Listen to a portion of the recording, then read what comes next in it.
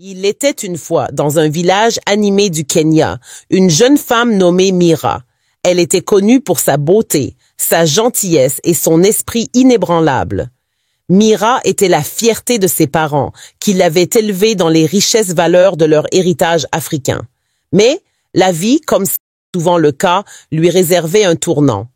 Dans ce même village, un nouveau professeur arrivait d'un pays lointain, où les rivières coulaient profondément et les montagnes touchaient le ciel. Il s'appelait Monsieur Kumar. C'était un homme d'une dignité tranquille, avec un teint hâlé typique de son héritage sud-asiatique, et ses yeux sombres et pensifs reflétaient souvent un sens profond de l'introspection. Monsieur Kumar est venu enseigner à l'école locale, et bientôt les enfants l'ont adoré pour sa sagesse et sa douceur. Parmi ses élèves se trouvait Mira, une jeune femme dont l'intelligence vive et l'effort à ses études ont rapidement attiré l'attention de Monsieur Kumar. Il a commencé à lui accorder une attention particulière, l'encourageant à rêver d'une vie au-delà du village. Un après-midi, alors qu'ils étaient assis ensemble à l'ombre d'un grand banyan, Monsieur Kumar regardait Mira avec un sourire chaleureux. « Mira, t'es-tu déjà demandé ce qui se trouve au-delà de ce village? Le monde est vaste, plein d'opportunités. Tu as un tel potentiel.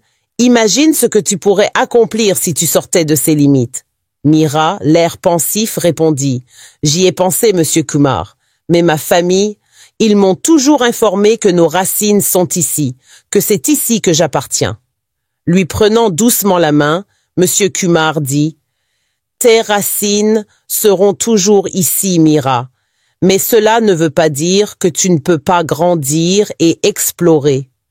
Viens avec moi, dans mon pays natal.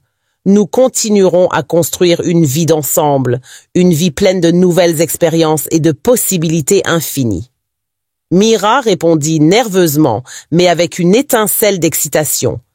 « Je veux voir le monde au-delà, mais il est difficile de quitter tout ce que j'ai connu. » Au fil des jours et des semaines, un lien s'est formé entre eux, et ce qui était au départ un respect mutuel s'est transformé en amour. Chers téléspectateurs, si vous êtes nouveaux ici et que vous appréciez le contenu, pensez à vous abonner, aimer et partager. Cela aide vraiment la chaîne à se développer et j'aimerais que vous fassiez partie de la communauté. Les parents de Mira se méfiaient de Monsieur Kumar. Ils savaient que ses manières étaient différentes des leurs et ils étaient préoccupés par la fracture culturelle. Dans leur culture africaine, il était de coutume que le marié paie une dot, symbole de respect et d'engagement. Mais dans la culture de Monsieur Kumar, la tradition était à l'opposé. La famille de la mariée payait la famille du marié. Cette différence d'attente culturelle a créé un fossé important entre Monsieur Kumar et la famille de Mira. Malgré ces difficultés, l'amour de Mira pour Monsieur Kumar n'a fait que s'intensifier. Elle a pris la décision déchirante de quitter sa maison et de voyager avec lui dans son pays lointain, loin du seul endroit qu'elle ait jamais connu. Ils ont déménagé en Inde, où le paysage était aussi majestueux que Monsieur Kumar l'avait décrit, mais c'était aussi un endroit où Mira se sentait étrangère. Avant de partir, Monsieur Kumar a officiellement demandé la main de Mira, mais la conversation avec ses parents est rapidement devenue tendue. « Monsieur Kumar, notre fille est précieuse pour nous. Si vous souhaitez l'épouser, vous devez respecter nos traditions. Vous devez payer la dot, comme c'est la coutume dans notre culture, » a déclaré le père de Mira d'un ton sévère. Déconcerté, Monsieur Kumar a répondu « Dans ma culture, c'est la famille de la mariée qui paie le marié. Je ne peux pas accepter cela, cela va à l'encontre de tout ce qu'on m'a appris. » La mère de Mira, parlant doucement, a ajouté « Nous comprenons que vos manières sont différentes, mais c'est ainsi que nous montrons du respect et de l'engagement. Nous craignons que sans cela, il y ait des problèmes à l'avenir. » Désespérée, Mira a plaidé « Ne pouvons-nous pas trouver un moyen d'honorer les deux traditions? Je l'aime et je veux être avec lui. » Avec un profond soupir, le père de Mira a répondu « L'amour est important, mais le respect de notre héritage l'est aussi. Si vous ne trouvez pas de solution, Comment pouvons-nous vous faire confiance pour prendre soin de notre fille? Malgré ces difficultés, Mira a choisi de partir avec Monsieur Kumar, sachant que cela signifiait rompre les liens avec sa famille et son héritage. Elle et Monsieur Kumar ont eu 4 beaux enfants et elle a fait de son mieux pour accepter sa nouvelle vie. Cependant, après la naissance de leur premier enfant, Mira a reçu une lettre de sa mère au Kenya. La lettre était pleine d'inquiétude, avertissant Mira que les différences culturelles entre elle et Monsieur Kumar étaient un signal d'alarme. Sa mère l'a exhortée à envisager de rentrer chez elle avant que les choses ne deviennent trop compliquées. « Ma chère Mira, disait la lettre, je vois l'amour que tu as pour Monsieur Kumar, mais les différences entre nos cultures ne doivent pas être ignorées. Tu dois réfléchir attentivement à ton avenir et à celui de tes enfants. Il est peut-être temps de rentrer chez toi, là où tu appartiens. » Mira a lu la lettre le cœur lourd, déchirée entre son amour pour Monsieur Kumar et le malaise croissant qu'elle ressentait. Elle a caché la lettre, craignant ce qu'elle pourrait faire si Monsieur Kumar la trouvait. Mais le destin a voulu que Monsieur Kumar finisse par découvrir la lettre. Lorsque Monsieur Kumar l'a trouvée, il a déclenché une violente dispute. « Tu m'as caché ça ?» Monsieur Kumar a crié, tenant la lettre d'une main tremblante. « Ta famille ne me fait pas confiance. Et maintenant, tu envisages de partir ?» Mira, la voix tremblante, a répondu « Ce n'est pas comme ça, Kumar. Ma mère est juste inquiète. Elle ne comprend pas notre vie ici. » Furieux, Monsieur Kumar a froissé la lettre dans son poing. « C'est une trahison, Mira! J'ai tout abandonné pour toi, et maintenant tu veux partir? » Cette dispute laissa une profonde blessure dans leur relation, une blessure qui ne se referma jamais complètement.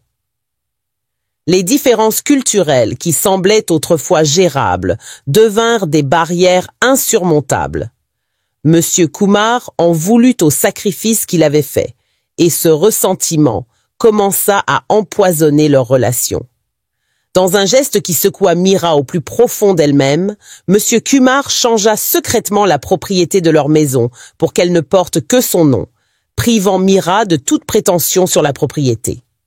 Cet acte symbolisait l'érosion totale de la confiance entre eux et donna à Monsieur Kumar un sentiment de contrôle qu'il commença à exercer sur Mira. La tension dans leur foyer devint insupportable, affectant leurs enfants, en particulier leur fils aîné Arjun.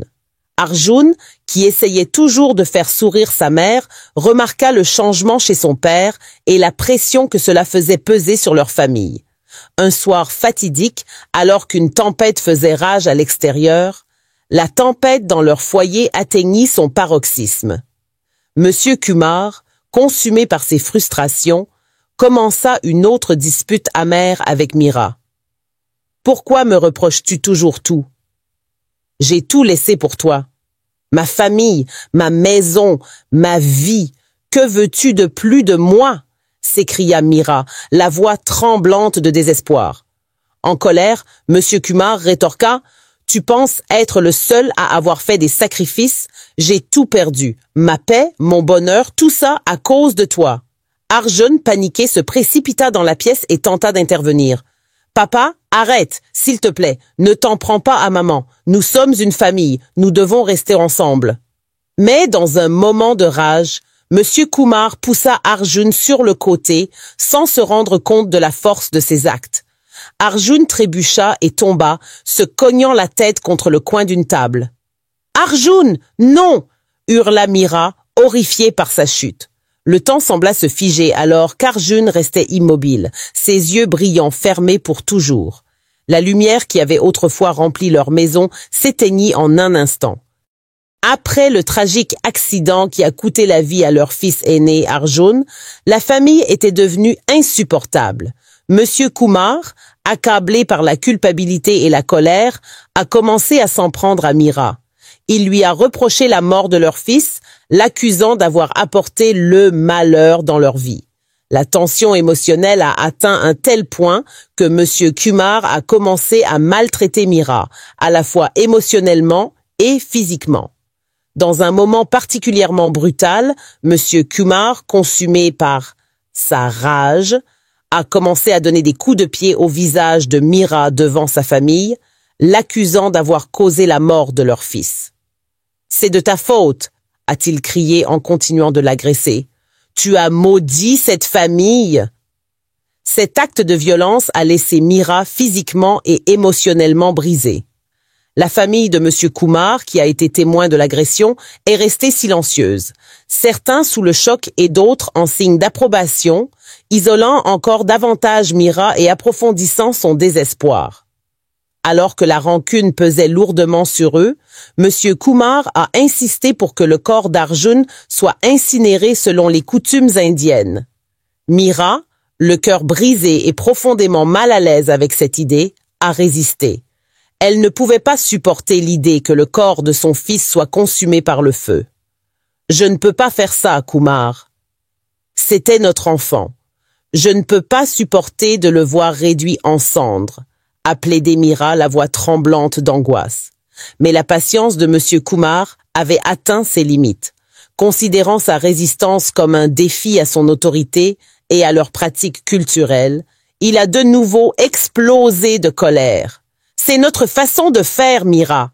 Tu n'as pas le droit de refuser, » a-t-il crié, et dans un accès de rage, il a de nouveau frappé Meera, cette fois avec la même fureur que la fois précédente. « Tu feras ce que je te dis. » Meera, déjà affaiblie par la rancune et les abus précédents, a été encore plus brisée par cette deuxième agression. La douleur physique n'était rien comparée au tourment émotionnel qu'elle ressentait, sachant qu'elle avait perdu non seulement son fils, mais aussi l'homme qu'elle avait aimé et la vie qu'elle avait espéré construire. Au final, Meera n'eut d'autre choix que d'obtempérer. La crémation marqua pour elle le point de rupture finale. En voyant le corps de son fils réduit en cendres, elle eut l'impression qu'une partie de son âme avait été consumée par les flammes. Le lien entre Meera et M. Kumar, déjà tendu, était désormais complètement rompu. Les abus, la perte de son fils et les différences culturelles qui avaient toujours plané sur leur relation laissaient Meera se sentir complètement seule et piégée dans une vie qui la détruisait. Elle réalisa qu'elle ne pouvait pas continuer à vivre de cette façon, mais l'idée de partir était chargée de peur et d'incertitude. L'homme qu'elle avait aimé était désormais un étranger, consumé par la colère et le ressentiment. La maison qui était censée être son sanctuaire était devenue une prison, remplie de peur et de douleur. Meera savait qu'elle ne pouvait pas continuer à vivre ainsi. Une nuit, alors que M. Kumar était assis seul, le regard perdu dans l'obscurité, il fut consumé par la réalisation qu'il avait non seulement perdu son fils, mais aussi sa femme et l'amour qu'il partageait autrefois. Dans un dernier acte de désespoir, il s'en prit à Meera, l'accusant une fois de plus d'avoir apporté le malheur dans leur vie. « Tu n'as apporté que du malheur dans ma vie, tu sais que j'ai changé le propriétaire de cette maison. Depuis que tu es entré dans ma vie, tout va mal, » cria-t-il, la voix tremblante de rage. Calmement, avec une profonde tristesse dans les yeux, Meera répondit « Je t'aimais, Kumar. Mais je ne peux plus rester ici. Cet endroit, cette vie, ça me tue. » Réalisant ce qu'elle était sur le point de faire, sa colère se transforma en désespoir. « Tu ne peux pas partir. Et nos enfants? Et tout ce que nous avons traversé? » Les larmes aux yeux, elle rassembla ses affaires et répondit « Je dois partir. Je suis désolée, mais je dois me sauver, même si cela signifie tout laisser derrière moi. » Monsieur Kumar lui implora alors, la voix brisée. « Meera, ne fais pas ça. » Mais Meera avait pris sa décision. Les abus, la mort de son fils et les conflits culturels incessants lui avaient ôté tout espoir. Tranquillement, résolument, en sortant, Meera dit « Au revoir, Kumar. J'espère que tu trouveras la paix un jour. » Avec ces derniers mots, Mira laissa derrière elle la vie qu'elle avait connue. Elle s'enfuit dans la nuit, emportant avec elle le poids de ses choix, les souvenirs de l'amour et de la douleur qu'elle avait endurée, et la certitude qu'elle n'avait pas d'autre choix pour survivre. Mira retourna en Afrique, sur la terre de ses ancêtres, où elle chercha réconfort et guérison. Elle savait que les cicatrices de son passé ne guériraient jamais complètement, mais elle savait aussi qu'elle avait pris la bonne décision pour elle-même. Le village animé qu'elle appelait autrefois son foyer l'a accueillie à bras ouverts et, sous l'ancien banyan, elle a trouvé un semblant de paix. Même si elle porterait à jamais le fardeau de son fils perdu et de la relation brisée avec M. Kumar, Mira était déterminée à reconstruire sa vie. Elle savait que son parcours avait été semé d'embûches et de chagrins, mais elle savait aussi qu'elle avait la force de continuer.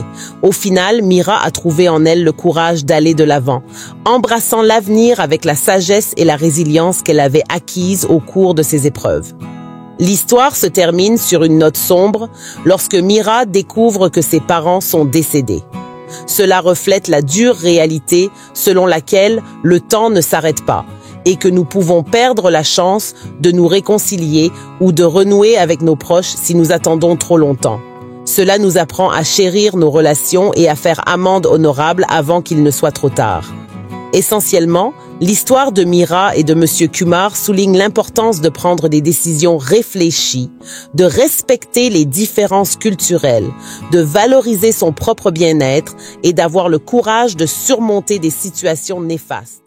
Merci d'avoir regardé cette vidéo. Si vous avez aimé ce contenu, n'oubliez pas de vous abonner à notre chaîne en cliquant sur le bouton s'abonner juste en dessous. Activez la cloche pour être informé chaque fois que nous publions une nouvelle vidéo.